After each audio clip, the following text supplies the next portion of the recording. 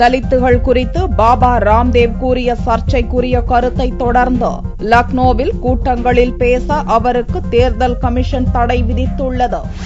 பாரதிய ஜனதாவுக்காக பிரச்சாரம் செய்து வரும் யோகா குரு பாபா ராம்தேவ் உத்தரப்பிரதேச தலைநகர் லக்னோவில் பேசும்போது தேனிலவு மற்றும் இன்ப சுற்றுலாவாகத்தான் தலித்துகளின் வீடுகளுக்கு ராகுல் சென்று வருவதாக கூறினார்.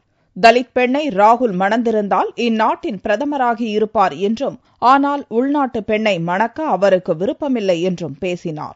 தலித்துகளை அவமதிக்கும் வகையில் ராம்தேவின் கருத்து அமைந்திருப்பதாக காங்கிரஸ், இடதுசாரி கட்சிகள் மற்றும் பல்வேறு தலித் அமைப்புகள் கண்டனம் தெரிவித்தன.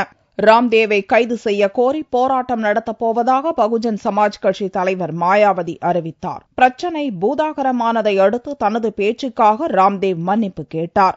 ஆனாலும் லக்னோ போலீசார் ராம்தேவ் மீது சனிக்கிழமையன்று வழக்கு பதிவு செய்தனர். இந்நிலையில் லக்னோவில் கூட்டங்களில் பேச ராம்தேவுக்கு தேர்தல் கமிஷன் தடை விதித்து ஞாயிறன்று உத்தரவிட்டது.